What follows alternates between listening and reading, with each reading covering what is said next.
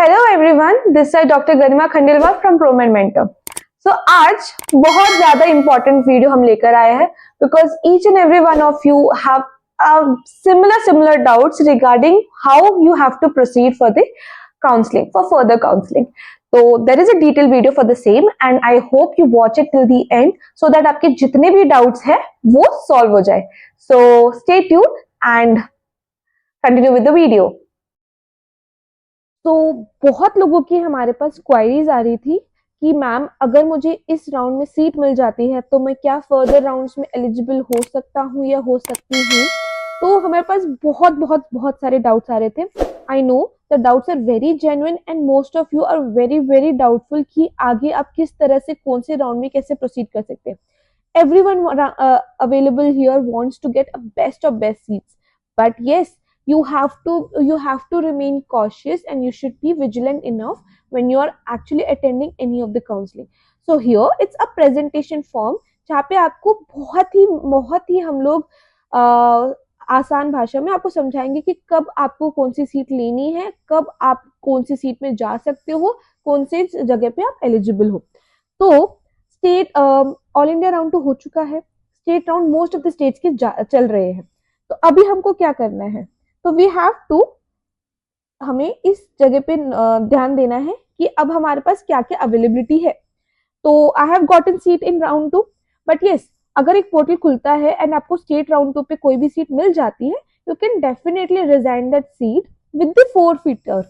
आपकी जो मनी होगी वो फोरफिट हो जाएगी, तो ये चीज आपको ध्यान देनी पड़ेगी। तो अगर आप रिजाइन करते हो तो आपकी जो 25,000 या और 2 लाख जो आपने भरे वो फोरफिट हो जाएगी, but you can still participate in the further rounds.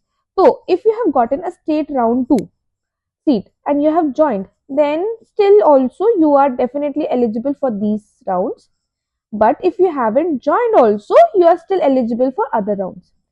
Now हमारे पास मेन चीज क्या आती है कि round 3 everything becomes very serious during the round 3। तो जब ऑल इंडिया कोटा राउंड 3 से मुझे कोई सीट मिलता है एंड मैं ज्वाइन कर लेती हूँ, तो बेसिकली आपकी जो एडमिशन प्रोसेस पूरी हो जाती है। तो एडमिशन जब प्रोसेस पूरी हो जाती है तो आप जब ये सारी चीजें रेड में दी हुई है, रेड का मतलब है खतरा, and yes you can definitely not participate in further rounds. आप स्टेट R3 से भी बाहर हो जाओगे, AIQ स्ट्रे से भी बाहर हो जाओगे और स्टेट स्ट्रे से भी बाहर हो जाओगे, ठीक है। But if you have gotten any seat in round 3 but you do not wish to join it, तो आप आगे कैसे प्रोसीड कर सकते हो।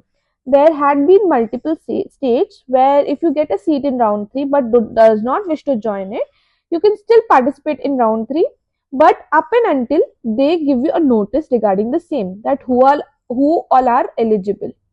Okay, if you are not eligible then definitely you cannot go further. AIQ stream में तो आप बिल्कुल भी एलिजिबल नहीं हो पाएंगे। तो उसमें ऑलरेडी हमारे नीट पीजी काउंसलिंग की इंट्रोडक्शन पार्ट में ही दे रखा था कि if you do not join the seat allotted during round 3 then you are definitely not allowed to participate in AIQ stay, because आप सीट ब्लॉकिंग कर रहे हैं एंड आपकी सीट किसी और को जा सकती थी but you wish not to join it. And state stray is also variable, so you have to contact the concerned state and ask them if you are eligible or not. Mostly एक notice निकाला जाता है from all the states if you are eligible or not eligible. If you have gotten any seat through state R3 but you did not join it, then please remember आप ना AIQ stray में participate कर सकते हो ना state stray पे participate कर सकते हो। तो you are definitely out from all the counselling process, चाहे आप स्ट्रे में एम कर रहे हो कैसे भी कर रहे हो, तो you are not allotted any seat in state R3, then yes you are eligible in state stray. But इधर थोड़ा सा डाउटफुल है, which we know, but you are not eligible, what I know. You have gotten state R3 but not joined, तो आप पूरा ही बाहर हो जाओगे हर जगह से, AIQ स्ट्रे से, स्टेट स्ट्रे से। So I hope this video was pretty much helpful for you guys, that जो भी आपके मन में सवाल थे वो सारे खत्म हो चुके होंगे।